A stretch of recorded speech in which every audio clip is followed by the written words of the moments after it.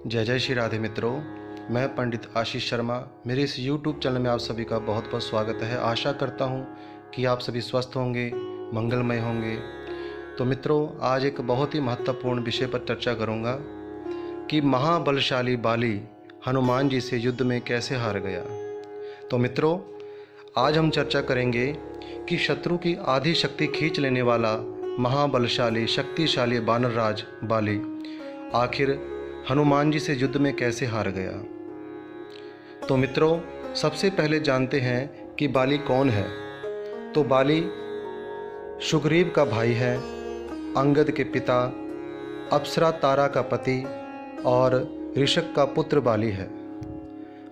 यह बहुत ही शक्तिशाली था, देवराज इंद्र का धर्मपुत्र और किष्किंधा का राजा था बाली। बाली जिससे भी युद्ध करता तो शत्रु चाहे कितना भी शक्तिशाली हो तो उसकी आधी शक्ति बाली में आ जाती थी और शत्रु कमज़ोर पड़ जाता था और मारा जाता था।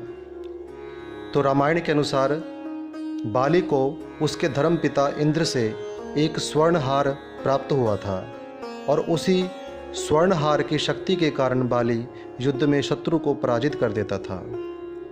बाली ने कई युद्ध किए और सभी युद्ध में वह जीता था और इसी स्वर्णहार को ब्रह्मा जी ने फिर मंत्र युक्त करके वरदान दिया था कि इसको पहनकर बाली जब भी किसी से युद्ध करेगा तो सामने वाले की शक्ति, उसका आधा बल बाली में समा जाएगा।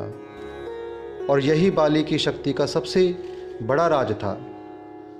बाली ने अपनी शक्ति से 1000 हाथियों का बल रखने वाला दुंदुभी नामक असुर का भी वध कर दिया था और फिर दुंदुभी के भाई मायावी का भी एक गुफा में लंबा युद्ध चलने के बाद उसका भी वध कर दिया था।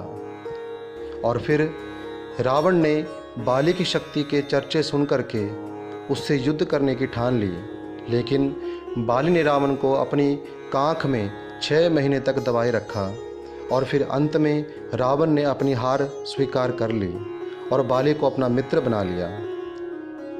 और हमारे प्रभु श्री राम बाली के सामने नहीं आए थे।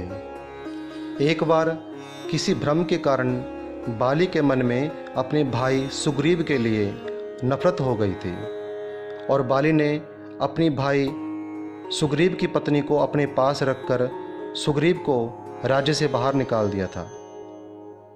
फिर हनुमान जी ने सुग्रीव को श्री राम जी से मिलाया और सुग्रीव ने श्री राम जी को अपनी सारी पीड़ा बताई, सारा दुख बताया और बाली की शक्ति का राज भी श्री राम जी को बताया कि कैसे बाली के अंदर सामने वाले की आधी शक्ति समा जाती है।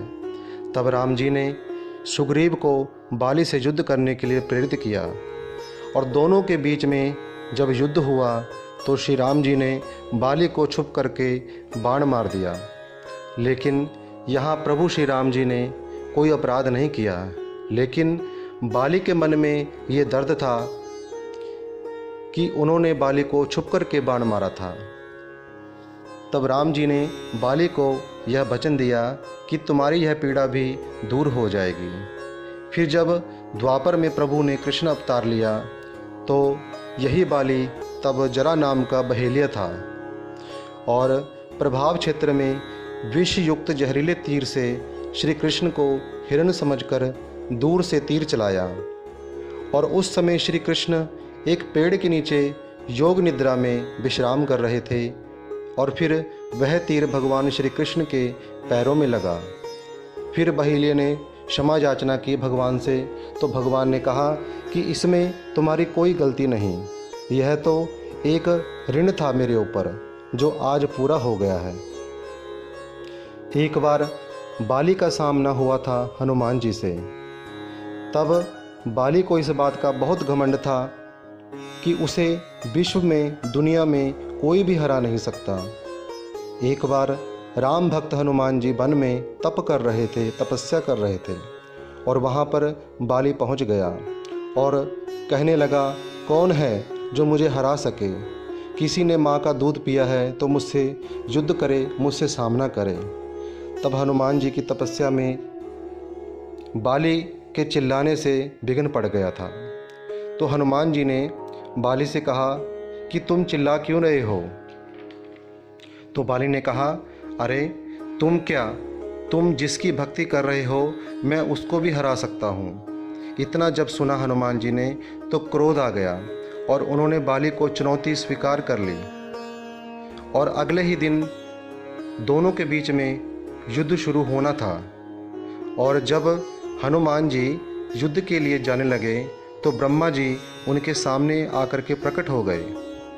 उन्होंने हनुमान जी को समझाने की कोशिश की कि वे बाली से युद्ध ना करें, लेकिन हनुमान जी बोले कि बाली ने मेरे प्रभु के बारे में कहा है, ऐसे में मैं बाली की चुनौती को अस्वीकार नहीं कर सकता, उसे तो सबक सिखाना ही पड़ेगा। तो ब्रह्मा जी के कहने पर हनुमान जी मान गए और अपनी शक्ति का केवल 10वां हिस्सा ही लेकर के बाली से युद्ध करने के लिए चले गए।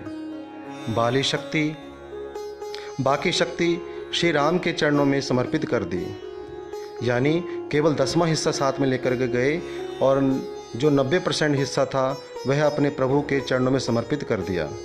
और हनुमान जी बाली के सामने जैसे ही आए तो हनुमान जी की शक्ति का आधा हिस्सा बाली में समाने लगा और बाली को अपने शरीर में अपार शक्ति का एहसास हुआ।